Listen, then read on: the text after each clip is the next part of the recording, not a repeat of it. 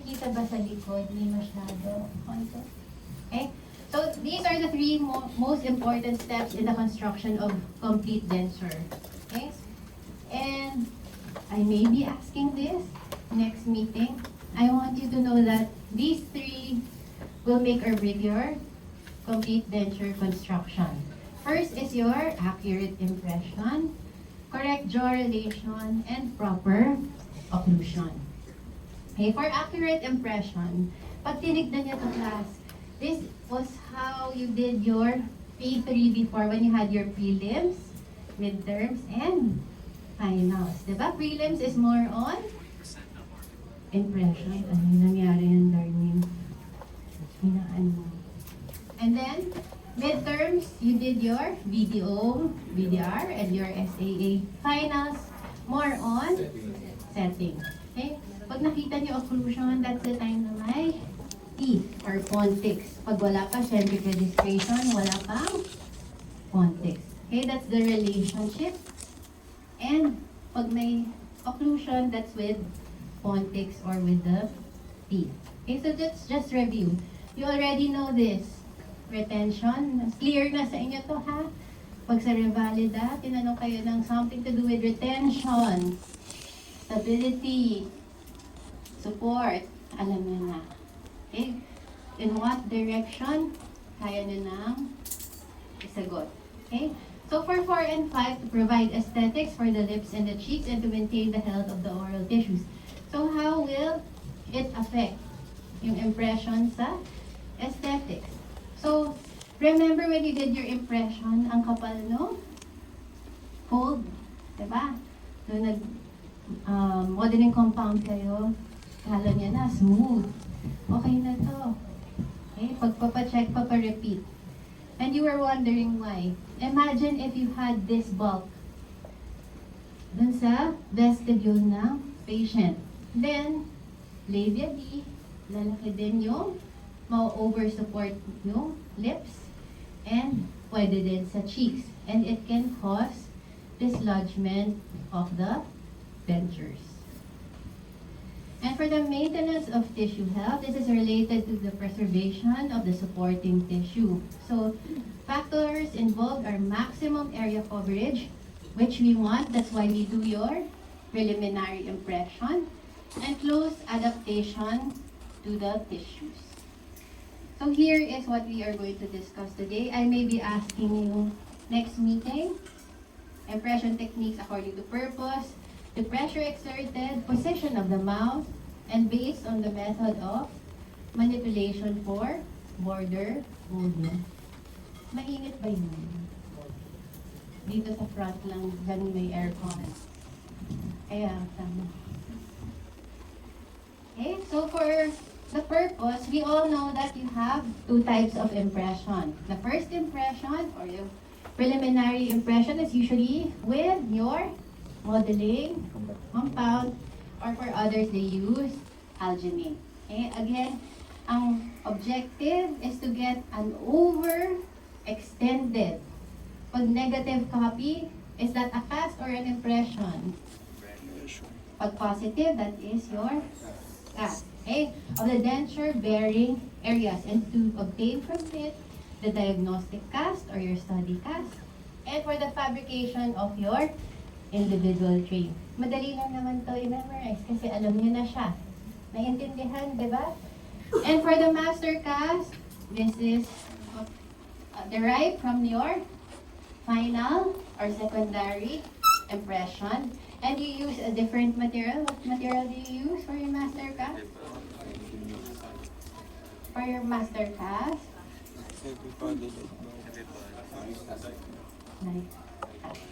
Okay.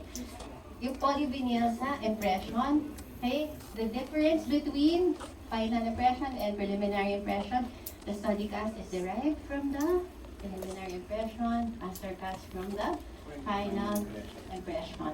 And most of the time, that will just be the questions for your impression. So, some of you might be wondering, Doc, pwede bang isang take na lang?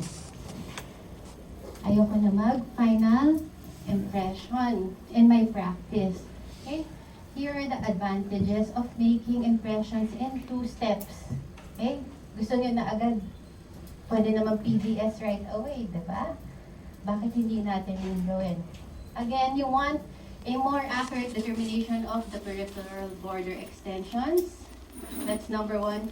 And more control of applied pressure in making the secondary impression. So according to pressure exerted, okay, you have the mucostatic, deliberate, and selective pressure. Okay, for mucostatic, from the word static, it is a pressureless technique. And it is usually used for, take note of this ha, soft and flabby mucosa. Okay, so pag tinanong sa inyo kunyari, yung denture na ano yung sa anterior part of the maxilla na usually nakikita? Okay, sinabi, what impression technique will you use for your flabby ridge? O static. Okay? And deliberate pressure, this is functional or dynamic technique. There is a desirable degree of compression of the tissues. And you have your selective pressure impression. Requires extra pressure on some areas of the basal seat, whereas in some areas, it should be pressureless. So, usually you've done this in clinics, di ba? You'll put more pressure on the left side, or more on the anterior, or the posterior side. So what are the requirements of a good impression? Broad area coverage, accurate tissue details, and effective peripheral seal. So you know this already. Impression procedures. For the materials, just know, try to review again your dent mat class, ha? Pag rigid yung material, it's usually your, have you tried the ZOE paste? Dati? The blue and white one? Na-try niyo ba yun? Remember class that the ZOE paste here is different from your ZOE paste in operative dentistry. Ha? Baka biglang makita ko may nagmimix sa inyo ng ZOE ng operative dentistry. This comes in tubes.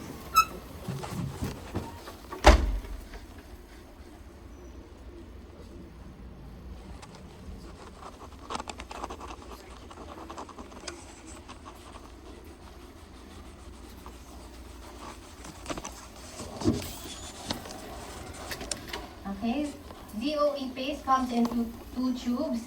Here in our region, it's blue and white. Okay, so for those who use that, you know that it is a rigid material, impression compound and impression plaster, while your elastic is alginate and elastomer.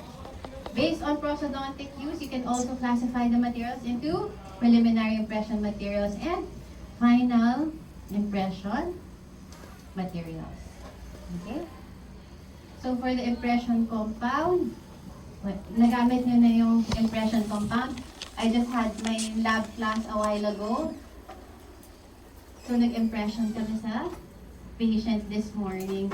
And usually it's not a good experience for first-timers. Okay?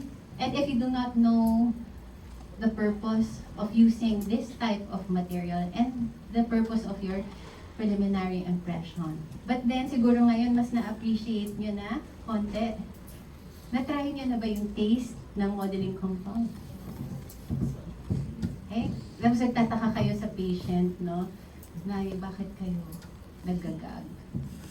Okay? So, you know the properties of your materials para alam nyo rin yung sa patient. For tray compound, used to make custom tray, and this is your stick compound, usually known as your green stick here in our region. And also you have your alginate, which is rarely used now. Okay? So, swerte nyo ngayon, you already have your polyvinyl siloxane material, your flow. Okay? But meron pa yan fast set, may slow set, may options pa kayo. Because before, yung mga ginagamit pa impression plaster, imagine that. And even waxes. So in your practice, madaling-madali na kayo mag-impression. You even have machines that do the mixing for you. Diba? Nahinayan pa kayo dun sa tip, diba? Ginawa na nga niya yung work niya for you, diba? Minix na niya sa gun, tapos nung hinayan pa kayo. Ginawa na nga niyang even yung pag-dispense, nainis pa kayo. Kasi dun, kailangan na, one use. Okay? And you can also use your PBS for your border molding. Okay? For the selection of impression trays, this will be easy. Kaya yung quiz nyo next week medyo mas light na. Kasi more on what you usually experience in the clinic. Okay? So you have different trays. What we use here is your stock tray and yung individual tray. So what we do here in the Philippines, you might have seen this before. Okay? And older books, these are from books sa library. Bakit? Isa lang yung handle natin. Okay? Yun yung pina-follow natin dito sa board exam because that is what they check. A handle that is angled at a 45 degrees. Pero pwede din na may tatlong handles kayo na naka-angulate na 90 degrees depending on the need of your patient. Okay? Pero para sa board exam, for you to become a licensed dentist, follow niyo muna yung 45 degrees. I'm just letting you know that there are other ways of making your tray handle. Okay? And then you also have this one, tray compass. Okay? Helps you center the tray. Yung mga hindi makadiretso ng impression, di ba yung pag-press mo, confident ka, nasa gitna. Pagtanggal mo, naka-deviate. So there are a lot of materials that can help you in your practice. And then for the tray selection, ito lang tandaan nyo, use a slightly larger tray always. At least, ito na ha, huwag 2 mm ang sasagot nyo next week. Pag nang hula. Alamin nyo that it should be 5 millimeters larger than the outside surface of the residual ridge. Okay? Di ba pag sinabi, use a slightly larger tray. Di ba laging ganun yung start pag sa impression? At least 5 millimeters. Okay? So your individual trays can be called as your custom tray, special tray, custom made tray. And this one is specifically made for your patient. If you know how to use this, madali lang ang final impression. Again, I always tell my students, kaya lang naman kayo siguro natatakot is because of the cost of the material. Nagdi-dispense kayo sa gamot. Nginig-nginig. Yun yung iniisip nyo. Kaya when you take the impression, you should be relaxed. And pati yung patient nyo, alam niya kung anong gagawin nyo. Don't just take the impression na na-dispense niya. Ang ganda nga ng pag-dispense niya, no void.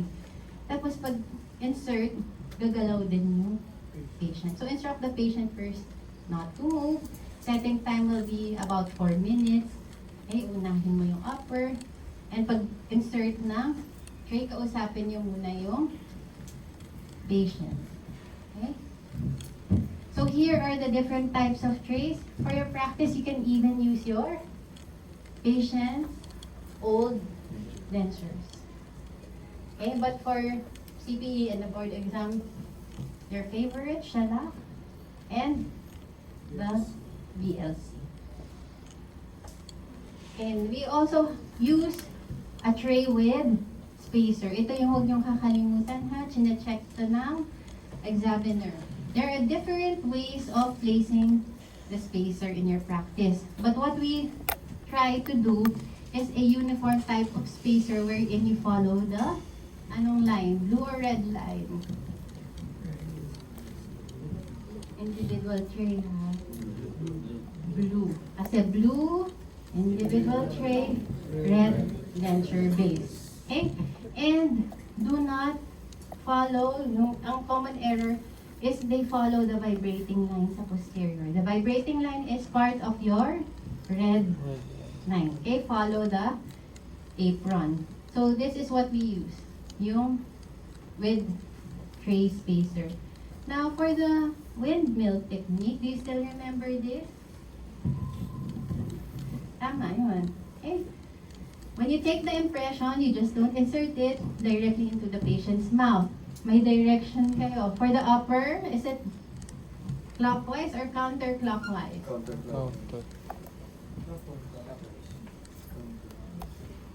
Pag diba, nasa likod kayo ng patient, counter, clockwise. And for the lower, you retract the lip of the right cheek of the patient and insert your tray clockwise. Okay, tandaan niyo yung direction ha. Again, for the upper, it is counterclockwise, lower clockwise. Ay, hindi yung diretso lang. Kaya nasusugatan yung patients niyo dito, di ba? Na-lacerate na yung commissure of the mouth. Okay, now, in your practice also, if you choose to use alginate, which I discourage, but you can do that, you can adjust your tray using your wax. Okay? So, i-extend nyo. Kasi sometimes, if you use large, okay, tapos kulang pa sa posterior, hindi na rin kaya ng XL, then you adjust your tray with your wax. So, that is possible. And here, this is more for patients with a deep palatal vault. Okay? You can preload sa palatal area before taking the impression. Eh, di ba yun yung naging problem nung iba? Pagka press nyo, ang ganda nung sa ridge, lacking lang dun sa palatal area. So that is possible. And then you have samples here. This is an old picture. Again, class, in your practice, pwede kayong bumili ng ganito. The one on the upper left. Okay? This can be adjusted to a certain temperature. So you don't need your basin and your heater anymore. Yung kumukulong-kulo. Yung parang nag-sauna kami kanina sa classroom. Okay? And errors in impression making and correct tray position. You're lucky, class, hindi nyo na kailangan to gawin sa board exam. Before, we had to do this. Preliminary impression and final impression. Then come up with the study cast and master cast. Kayo, bibigay na sa inyo agad yung cast. Tapos wala pang patient. Okay? So that's enough time for you. Pag inisip nyo, kung nagawa dati na with patient, from preliminary impression down to setting, mas kaya nyo siyang matapos. Okay? So, in case for the others na hindi pa magte-take, maabutan ng patient, okay, avoid the following errors. And most of the time, ito yung nagkakamali, movement of the patient during setting. And you will usually see that dun sa may posterior portion. Then you have your border molding, the process by which the shape of the borders of the tray is made to conform accurately to the contour of the buccal, labial, and lingual vestibule. Ito yung sa quiz niyo ba? Sa inyo pa ba binigay ito? Sa first quiz, yung number 20. Okay.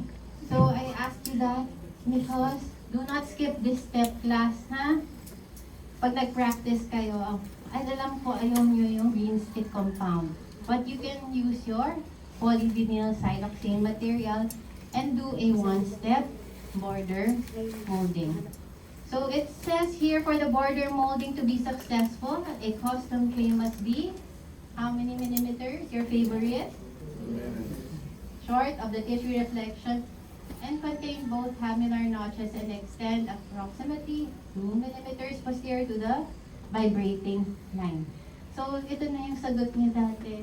Bakit yung blue and red outline is 2 millimeters away from each other? Diba, dati sinunod lang niya pag sinabing draw the red line and the blue line should be 2 millimeters away from the red line. Okay? So that you have this space for your border molding. Which again, ano yung purpose niya? To get the contour of the buccal, labial, and lingual vestibule. Okay? So what does this do? It secures a peripheral outline for the denture that prevents the labial and buccal muscles and the tongue from dislodging the denture base. So during our first meeting, diba, sabi ko sa inyo, if you meet any patients na nadidislodge yung denture, pag tinaas yung tongue, or pag minove niya yung upper lip this way, natatanggal yung denture, that means it is overextended. And most of the time, they miss out on this step. Dumediretso na sila ng final impression. Okay, so this is an important step. Although, nung time niya, di ba, sabi niya lang sa green stick, kayo pa yung nagmo-mold. Hindi yung patient. Kaya importante na yung sa patient niya siya gagawin. Yung iba, ginawa sa cast. Tapos magtataka kayo, bakit hindi na mag-stay in place yung PRB. Okay? So, most of the time, makikita nyo na yung shape ng denture flanges just by looking at the border molding that you did. Naalala nyo dati, sinasabi, rounded. Diba? We want a rounded border molding. That is a simple term of putting it na kunin nyo yung vestibular area. Okay? And everything that is inserted inside the patient's mouth, okay? Of course, to prevent irritation, it should be rounded and well extended. Also smooth. Okay? So you have two techniques in border molding. First is your incremental technique, and you have the one-step technique.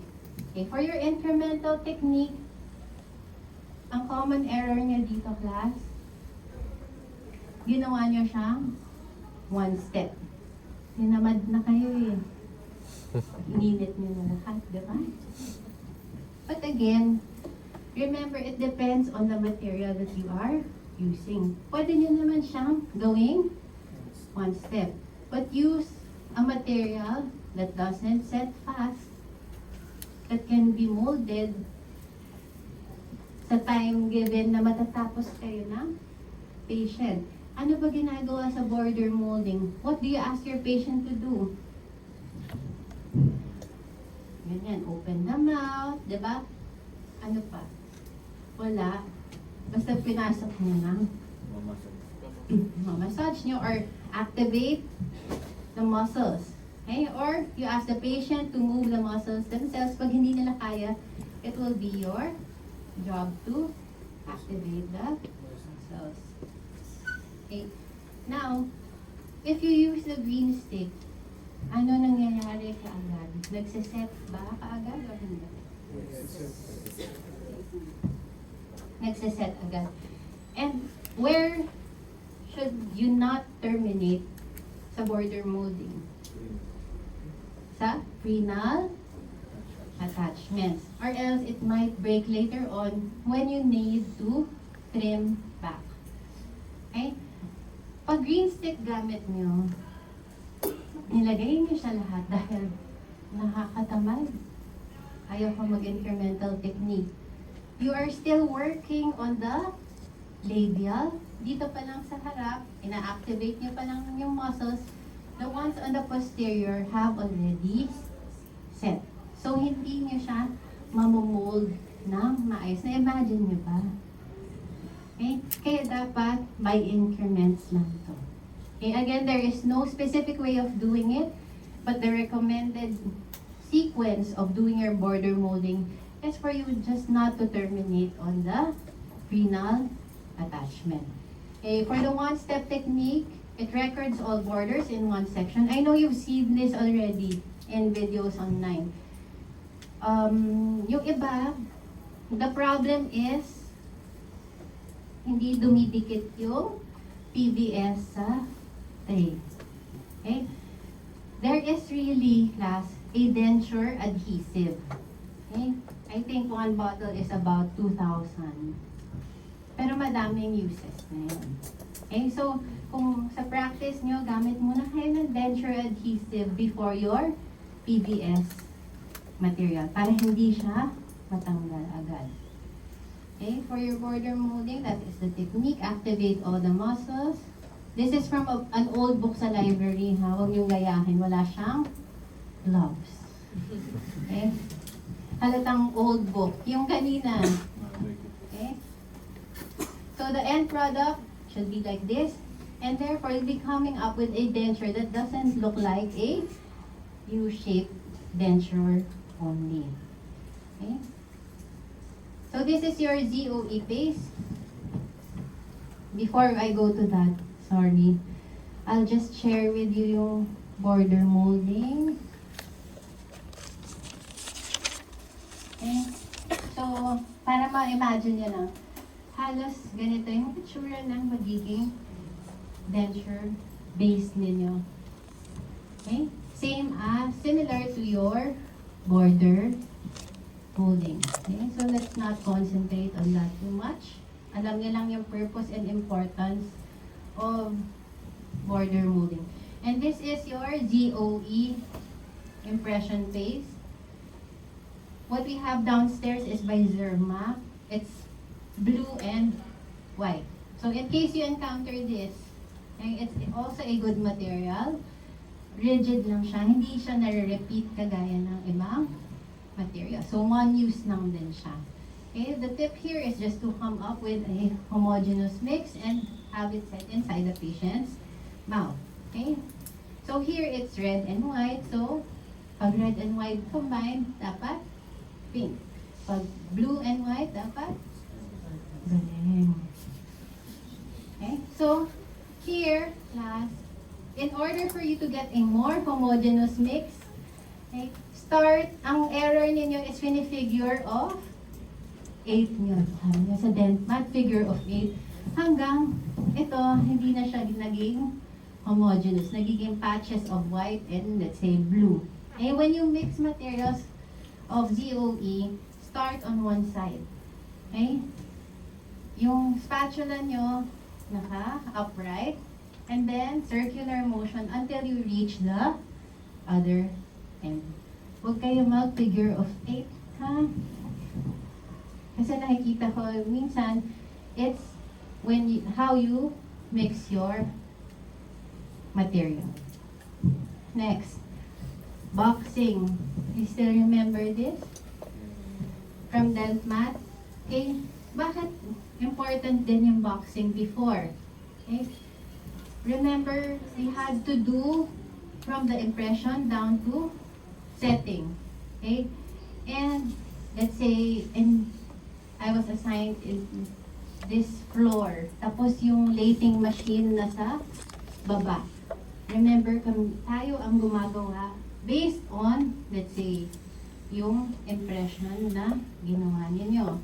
And if you do not do it correctly, you have to go down to the lathing machine. Pupunta ka ba doon? Pipila kayo. Kunyari, lahat kayo nag-exam. Isa lang yung lathing machine ng school. Kunyari, sa 4th floor kayo pupunta. Madami pa nga yung sa atin.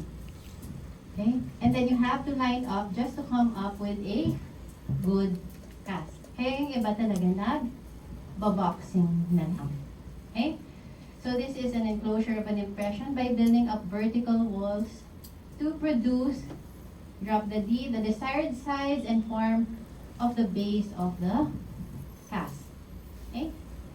So there are two methods. This is what you're used to. Ang mali nyo lang lagi, dahil sa takot nyo tumulo yung water, pag inakit ng CI, your wax is covering yung mga anatomical landmarks. Okay? So dapat walang wax sa anatomical landmark. And then you have the plaster of Paris pumice boxing method, and there is another one in new books in your practice. Kung ayaw niyo mag-boxing, you can place it in a plaster bowl, just put clay and press your individual tray onto the clay. And then you will be able to pour right away. Okay? Clear ba? So, naintindihan na?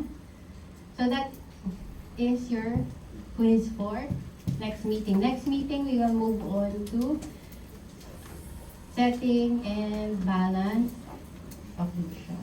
Okay, so you may go to oral surgery.